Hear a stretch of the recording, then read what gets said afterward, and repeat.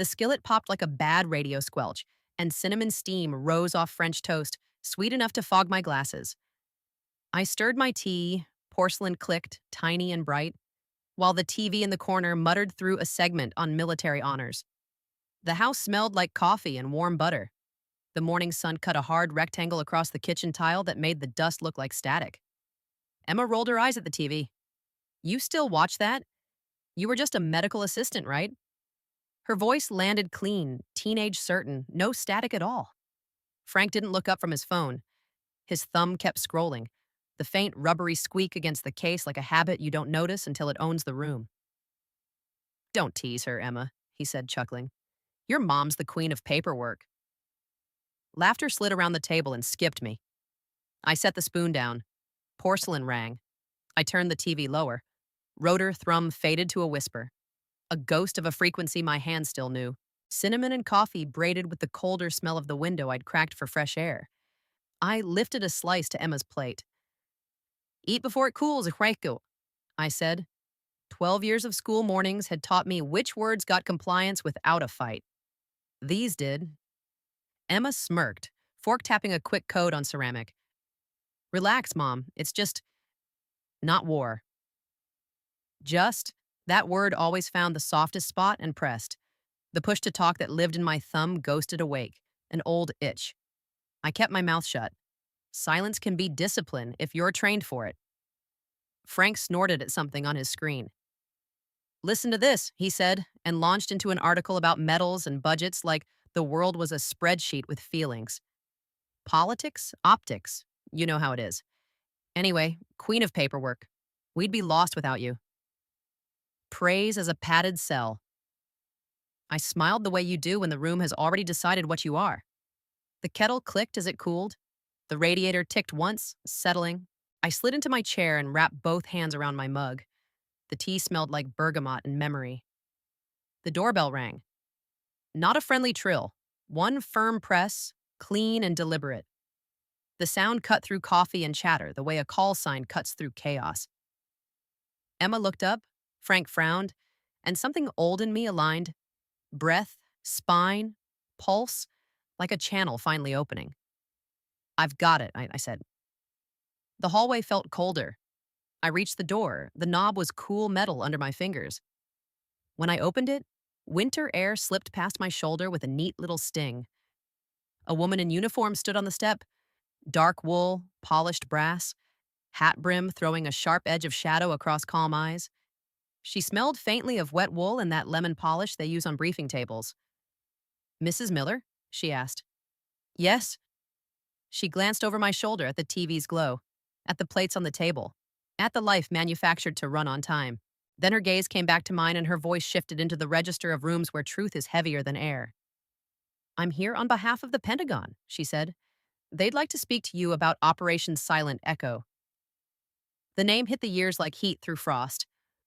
My hand tightened on the door. In my mind, the attic light flicked on by itself, dust motes floating over a taped box with a headset inside. Behind me, Frank's chair legs scraped tile. Emma's fork clattered to her plate. Declassified? Frank called from the kitchen, trying to make casual carry weight. I kept my eyes on the woman. Silent Echo, I said.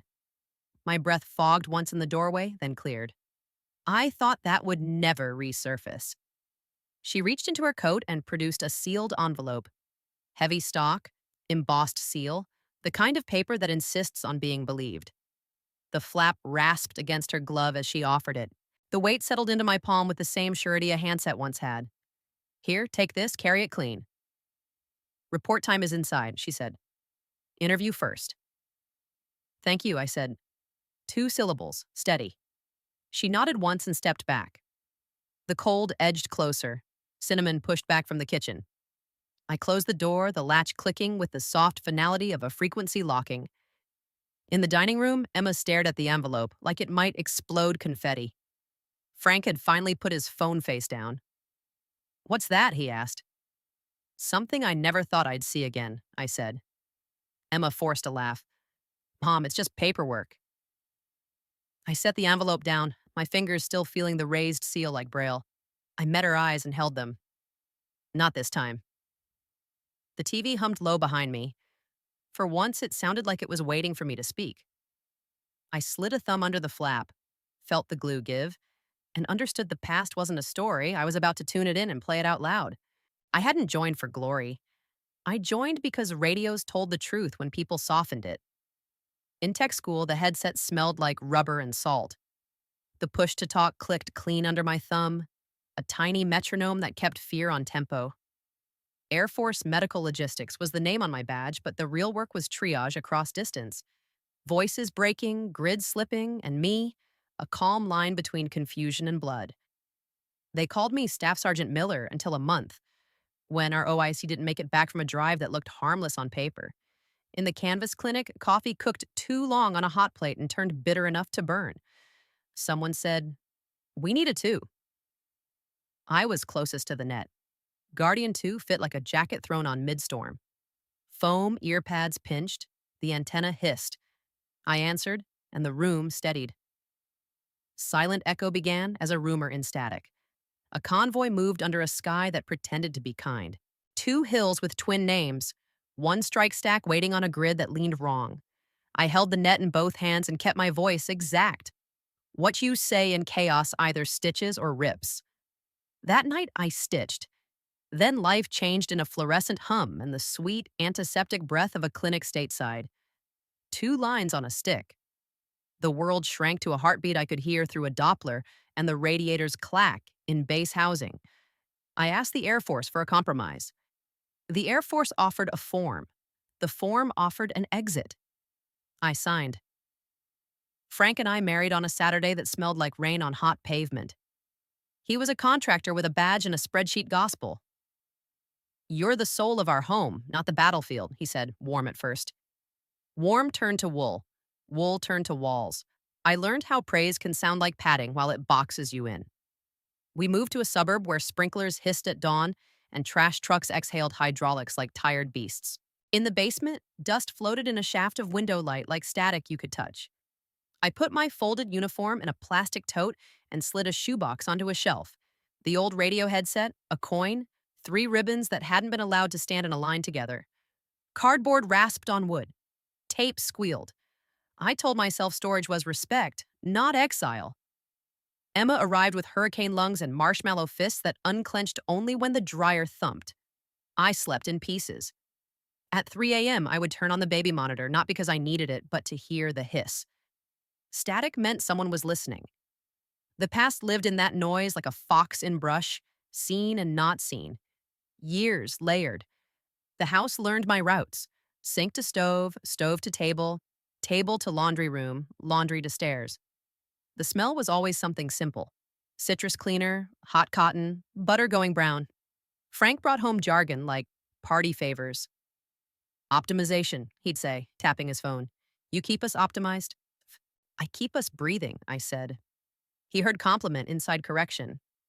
Pride makes its own earmuffs. When Emma hit middle school, she interviewed me for a Veterans Day sheet. She chewed her pen cap, sneakers squeaking on tile. "What did you do?" she asked. "Logistics," I said. "Like paperwork?" "Like getting what's needed where it's bleeding," I said. She wrote paperwork. Insult wasn't the point, efficiency was. She needed the assignment done. I signed the bottom. The paper smelled like pencil shavings and vanilla hand lotion. The past smelled like hot dust and copper. I let her turn one into the other because quiet seemed kinder than correction. Frank's praise ripened into a script.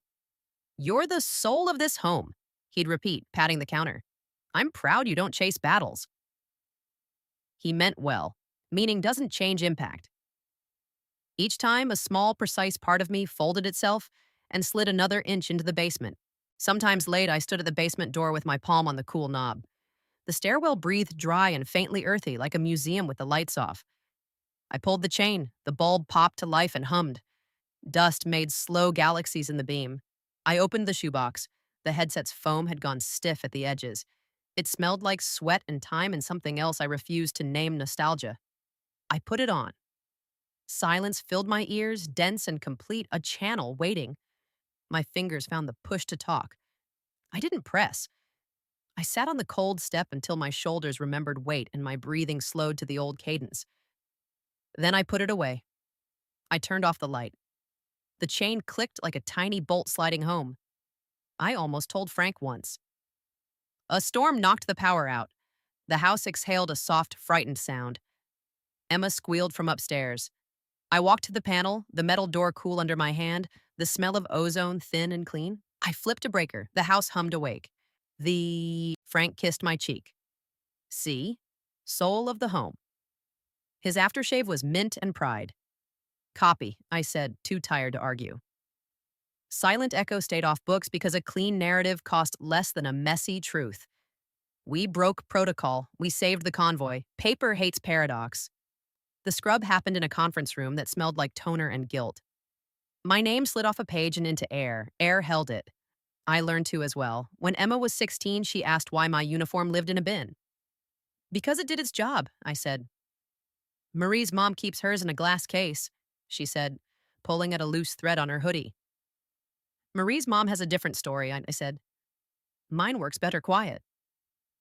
Emma frowned. Teenager true. Or you're embarrassed. I took a breath. The kitchen smelled like garlic sizzling, sharp, bright. I kept my voice calm. I'm conserving heat. She didn't get it. That's okay. Some metaphors wait until the room grows up.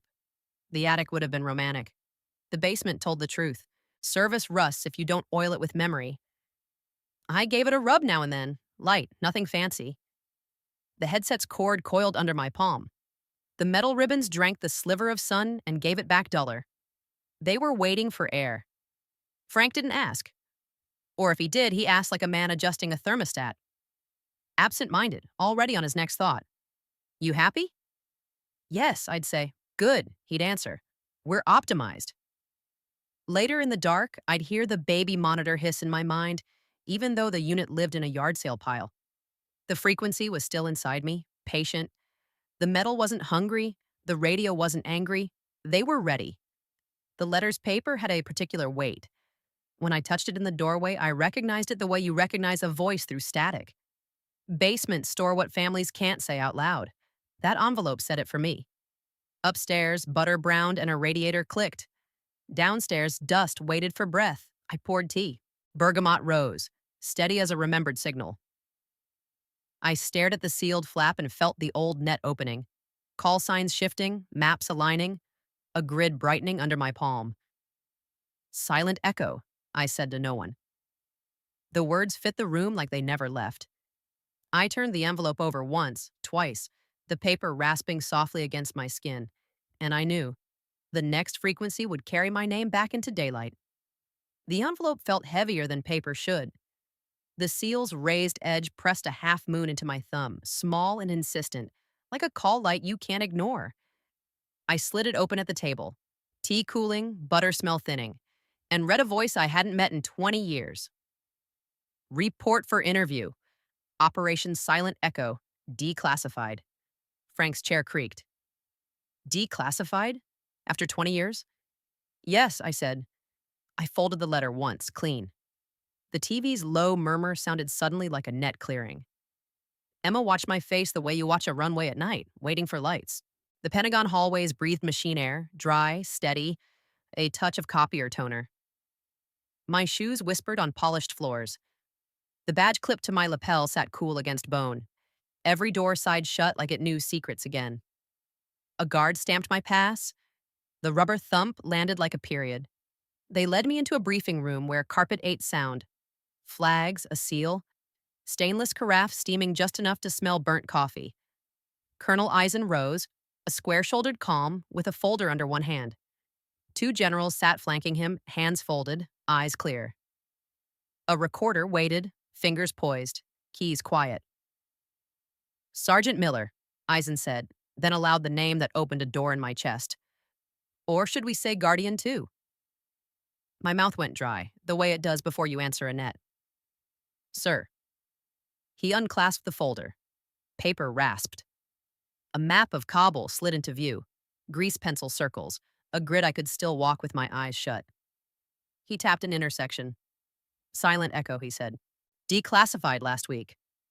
The general on his right spoke, voice even, warmed by respect. An air tasking order slipped.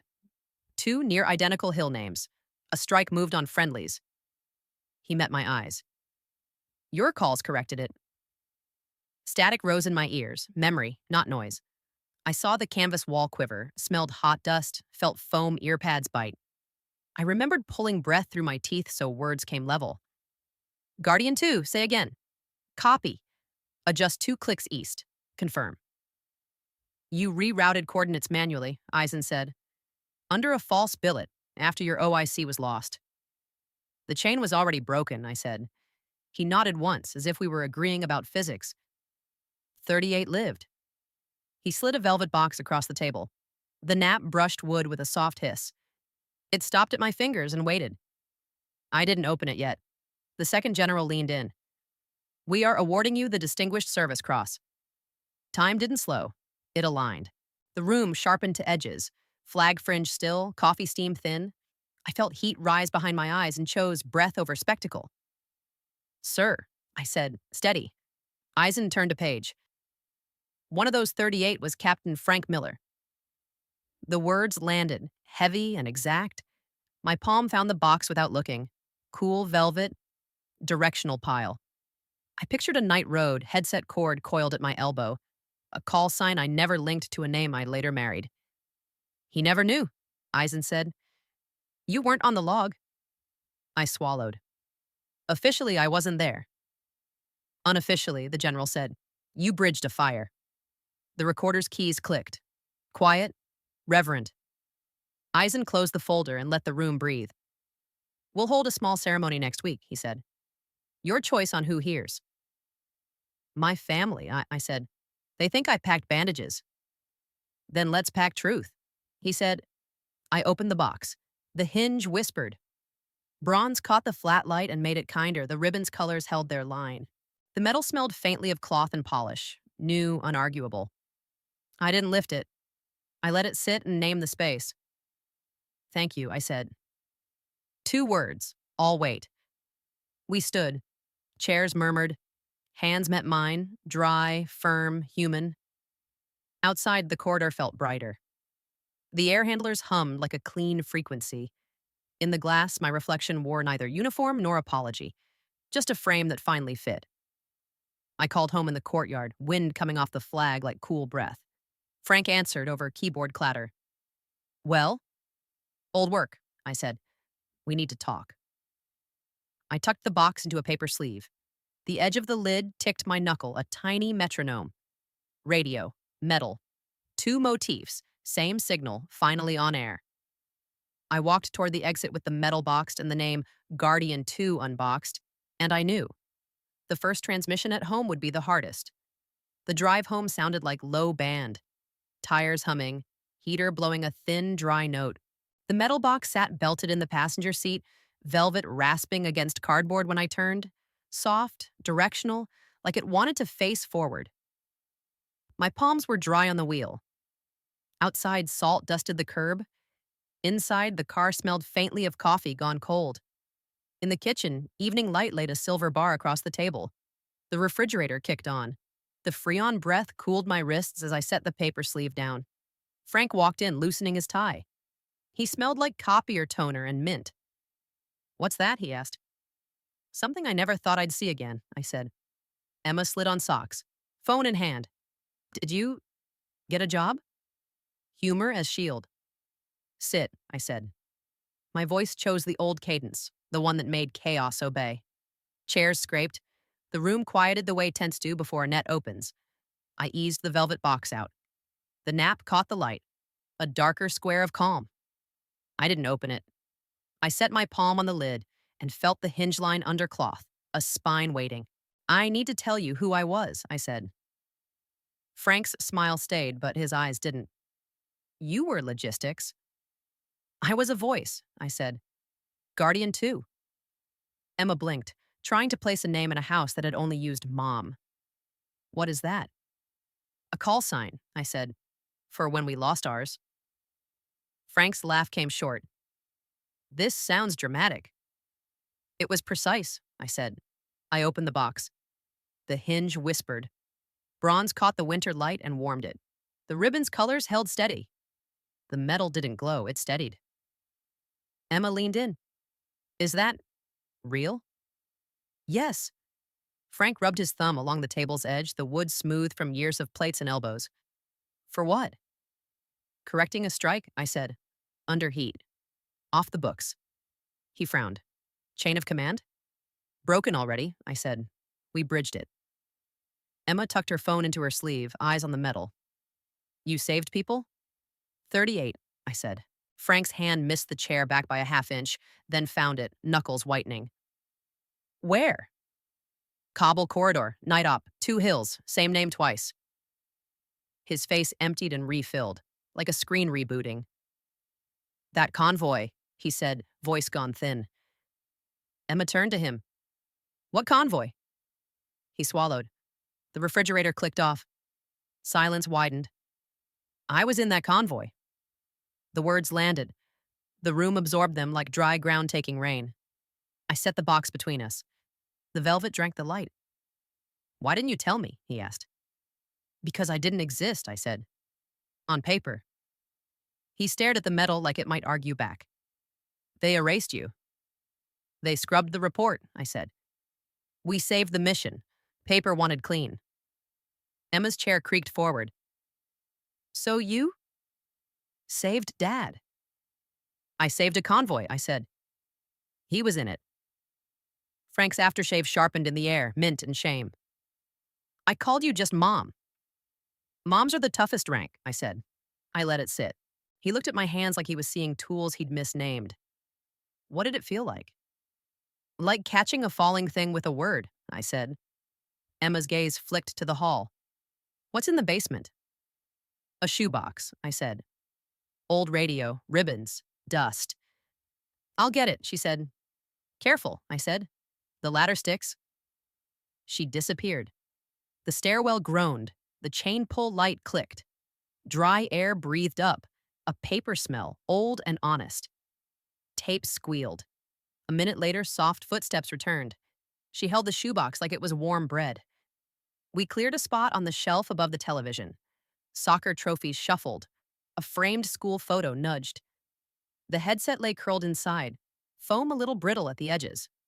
When I lifted it, the plastic felt cool and familiar. The smell was sweat and time and a hint of rubber. My thumb found the push to talk without thinking. Does it still work? Emma asked. On me, I said. Frank reached out, then checked himself. May I? Yes, I said. He took the headset as if it might bite. His thumb found the groove my thumb had worn years ago. His face changed, something private and seismic, then steadied. He set it down beside the metal with the care of placing a live wire on ceramic. Why didn't you correct me? He asked, quieter. All those years. You were praising your version, I said. I was conserving heat. He flinched. I can learn another version. Start with listening, I said. Letters come next. Emma smiled, quick, grateful. Teach me the alphabet, she said. Later, I said. Tonight we choose who stands with us. Frank exhaled. Who? Colonel Eisen, I said. And anyone willing to hear, clean. He nodded, then stopped, eyes on the metal again. They'll pin it? Yes, I said. Private ceremony. Quiet, true.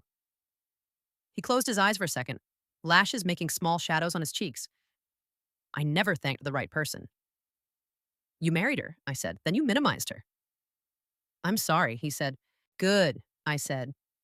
Nothing extra. We ate in the kitchen because hunger is honest and insists. Pasta steamed.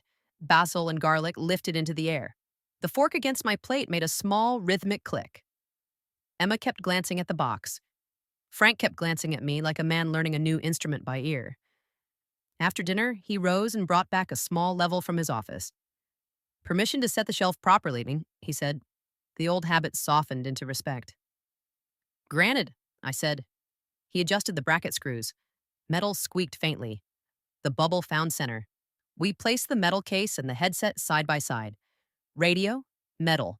2 motifs aligned on one shelf. The house seemed to breathe easier, as if a vent had finally been cleared. Emma pulled her shoulders square, then lifted a hand. The salute was crooked, wrist too soft. She held it anyway. For you, she said. It's honest, I said. Honest counts. Frank didn't salute. He did something harder. He put his hand flat on the table, palm warm on wood, and kept it there, anchor and apology. The email chimed on my phone. 3 notes, brisk. I glanced. Pentagon. Ceremony confirmed. My thumb hovered, then pressed. The details were clean. Date, time, room, dress, uniform, or civilian. Guests, approved. Frank read my face. What do you need? Front row, I said, and silence when truth stands. Copy, he said, the word new and right. I closed the box. Velvet hissed under my palm. The hinge line pressed faintly against skin. The room held its new shape. The one where a metal lived next to a radio and a daughter practiced a gesture that meant more than its angles. Emma touched the headset lightly, as if feeling for a pulse. Will I hear anything? She asked. If you keep listening, I said. She nodded, serious. I will. The heater clicked on, warm air rolling across our ankles. Outside, a siren wailed far off, then faded. I looked at the metal, then the headset, and felt the grid of our house light up. Rooms connected, signals clear. We'll go together, Frank said. Yes, I said. When I switched off the kitchen light, the ribbon caught the last sliver and let it go, and I knew the next sound I wanted was the room rising on purpose. The Pentagon Auditorium breathed like a low band frequency. Air handlers steady, microphones humming under their own weight. Light fell clean and cold from recessed panels, turning brass to small suns. I wore a borrowed uniform that didn't recognize my hips anymore, but my spine remembered orders. The metal box waited on a blue-draped podium. Velvet drank the light and gave none back. Front row, Frank in a dark suit, jaw fixed. Emma beside him, tie she'd insisted on wearing a little crooked, knee-bouncing. The room smelled faintly of floor wax and pressed wool, a memory I could have named blindfolded. Flags stood at attention, fringe still, shadows sharp, shadows. Colonel Eisen stepped up. Paper whispered as he opened the folder. Ladies and gentlemen, he said, calm cutting through small talk. Some stories wait until the room can hear them. The murmur thinned. My hand stopped sweating. The mic carried just enough ozone to taste. Staff Sergeant Jessica Miller, he said, then let the door open. Guardian 2. A ripple moved through the rows. I walked to the mark. The stage flexed under my heels. Tiny give, then hold. My collar lay cool against my throat. My pulse matched the HVAC. Eisen read. For conspicuous heroism at risk of life, each clause landed like a clean coordinate. On intercepting and correcting misdirected strike data under hostile conditions. His voice stayed even. The room did the math. Thereby preventing a friendly fire disaster and saving 38 American lives. He closed the folder. The general beside him lifted the velvet lid. The hinge breathed. Bronze took the flat light and warmed it a degree. The ribbon sat disciplined, colors true. I could smell a trace of metal polish under the wool. And one more line of record, Eisen said, turning the page we hadn't rehearsed. Among those saved, Captain Frank Miller. Heads turned. The name detonated without sound. Frank's hands opened on his knees and stayed there, palms up, as if catching something late but welcome. Emma looked at him, then at me, and her breath hiccuped into a small laugh that was also a sob. The general's pin touched the jacket. Cool, exact. The clasp clicked, delicate and final, a circuit closing. The metal lay against me, calibrated weight, not heavy. True. Applause stumbled, then paused as if the room understood it had arrived at a line that wanted silence first. I faced them. The mic hummed, waiting. Frank rose. Not a flourish, not a speech. He put his hand over his heart like he was taking inventory. Beat present, debt recorded. I'm sorry, he said, voice low but caring. For every just mom. I let the quiet hold him. Then I spent what I'd saved. You taught me to belong at home, I said. I taught you who brought you home. The line went out like a steady tone and came back as air. The audience stood, first a few, then a sweep. Stand moving row to row, the soft thunder of fabric and decision. A Marine in the back lifted his hand for a half salute, kept it tight, dropped it. The flags didn't move, but the room did. Emma shot up, chair bumping the row behind with a muffled thud. She saluted, wrist wrong, elbow high, courage perfect. Her chin trembled. Her eyes held. I returned a small nod, acknowledged, received. A mini turn. Frank lifted his arm at last. The salute was clumsy. Honest beats regulation when the lesson is this late. He held it long enough to find the angle, then dropped it and laughed once at himself, wiping a cheek with the back of his hand. Eisen stepped aside, giving space instead of guidance. The general's eyes warmed. Some waits are worth the length, he murmured, not touching the mic. Only if they end clean, I said, barely moving my lips. A camera popped, flash hot across my lashes. The applause found its rhythm, not fevered, not forced, gratitude calibrated to the room's new oxygen. The metal cooled against my skin, the ribbon's edge scratched once, a tiny tactile proof. We turned for the photo. I held still while the shutter counted us into a record that would not be scrubbed. I stood with a jacket that didn't know me and a medal that did. Radio. Metal. Two motifs aligned at last where anyone could read them. When I stepped off the riser, the corridor outside smelled like paper and promise. The bureaucratic after scent of truth filed properly. Frank waited at the bottom of the steps, Emma beside him. He held my gaze as if learning to hold a frequency without drifting. Permission to catch up? He asked. Granted, I said. Eisen gestured toward a side room. The door opened on oiled hinges, quiet as confidence. Behind us, the hall carried the stand back down to seats, people sitting carefully as if not to wrinkle the moment we'd just ironed flat. We crossed the threshold together, metal steady, radio finally quiet, and I felt the house calling for its own correction. A shelf, a level, a girl who deserved to see where courage lives. Home hummed at a lower frequency, like a net idling, heater whispering through vents, the clock ticking a small, steady code. The metal lay cool in my palm a moment longer before I set it on the table. The ribbon slid against wood with a soft, fabric hush. Coffee burbled in the maker, dark, a little burnt at the edges.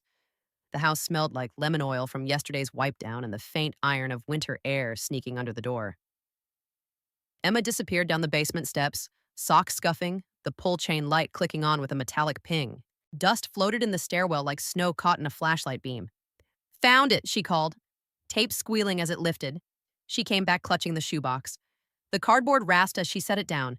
Inside, the old radio headset lay coiled, foam a little brittle, plastic cool. She touched it like it might pulse. It smells like old gym and rubber, she said, wrinkling her nose, then softening.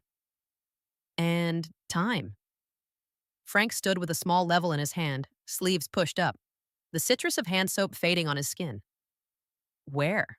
He asked. Above the TV, I said. Eye height, not shrine. Truth. We cleared the shelf. Trophies clinked as Emma shifted them. Frank tapped the bracket screws, tiny squeaks, the bubble drifting, then settling green at center. I lifted the headset, the cord draped over my wrist like a familiar question mark. My thumb found the push-to-talk groove without thinking. The plastic's chill ran into my palm and steadied there. Emma opened the metal case. Velvet sighed. Bronze caught the lamp and warmed. She set it beside the headset and stepped back, measuring with narrowed eyes I recognized from my own mirror. They deserve to be seen, she said. They kept us safe, I answered, touching the ribbon. The weave felt tight, honest. That's why you're here. Frank swallowed. His voice thinned, then found itself. I should have listened sooner. Start now, I said. Keep going. He nodded. No flourish, just agreement that sounded like a promise. He reached for the headset, glanced for permission, and I gave it with a tilt. He lifted it, thumb pausing on the worn spot mine had made years ago. His breath hitched, small, private. He set it down with care he used to save for contracts and shook out his hands like a man resetting his grip on the present. Emma slid a framed photo beside the metal, a print she'd found on my desk of me in uniform. Younger, hair pulled tight, grin lopsided from a night that ran long. The glass clicked against wood. Against? The arrangement clicked in me. Radio, metal, photo, mother, daughter, line, then circle, then line again. We ate late, hungry in the clean way that follows adrenaline's exit. Pasta steamed, garlic lifted and softened, plates made small ceramic taps against the table. Emma tried out a voice that kept dropping into whisper and coming back stronger. Alpha, Bravo, Charlie. She looked to me. Delta? Copy, I said. Keep listening between letters. Frank raised his water glass, cleared his throat. To Guardian 2, he said. Not grand, just true. And to the home she kept on frequency when I didn't know to hear it. Glasses clicked, 3 crisp notes. The heater kicked on. Warm air brushed our ankles. My shoulders unlatched a notch. After dishes, Emma lingered by the shelf. The headset's foam brushed her knuckle. The metal's edge flashed once as the lamp dimmed. Can I show this to friends? She asked, voice careful. Yes, I said, but don't argue it. Let it stand. She nodded, absorbing a rule I wish I'd learned earlier. Stand, don't sell. Exactly. Frank moved closer until we shared the same little pool of lamplight. I booked flights, he said, half smile. For London this summer. You said once you wanted to see the Queen's Guard change at Buckingham. I didn't hear it then. The radiator ticked once, loud as a period in the quiet. Emma's eyes went bright. Seriously? Seriously, he said. We'll watch them salute. Properly. I let myself smile. We'll stand. Properly. Emma tugged her tie loose and looped it around my neck with teenage gravity. Teach me the knot again, for the talk at school. I guided her hands, fabric rough, then smooth, the knot finding its square. Tight, not strangled, I said. Like truth. She looked at the mirror, then at me. Better? Better. We turned off lights one by one. The shelf held its new shape in the dim. The metal kept a thin line of glow and let it go. The headset kept its silence without surrendering its story. At the doorway, I paused, laid a fingertip on the ribbon, cool, textured, and felt the day settle into a lasting arrangement. Proof beside instrument. Instrument beside proof. In the bedroom, Frank hesitated at the threshold. Permission to relearn, he said. Half a question, full weight. Granted, I said. On my nightstand, the itinerary to London glowed on his phone, and I understood the next salute we stood for wouldn't be mine alone. It would be ours. Months later, the lecture hall smelled like chalk and varnish, clean, honest air that made the rows feel earnest. Cadets opened notebooks with a papery hush. The mic was warm under my fingers, humming the way a radio hums when a channel is clear. I wore a blazer. The metal pinned at my collar felt cool first, then matched my skin like it still had work to do. I told the story straight, no hero angles, just the grid, the call sign, and the hole in the chain I chose to bridge. The projector's fan breathed behind me, a low white noise that used to carry whole nights. Faces lifted, pens paused. I finished with what had outlasted all the versions of me. They say some women leave marks in history. I left mine in a single transmission. Silence stood, then the room did. Stand, not as spectacle, but as alignment. Applause rose like a measured tide. A cadet in the front row saluted, eyes bright and steady. I gave a small nod in return and stepped away from the mic. The hum stayed behind me like a benediction. We flew to London that summer.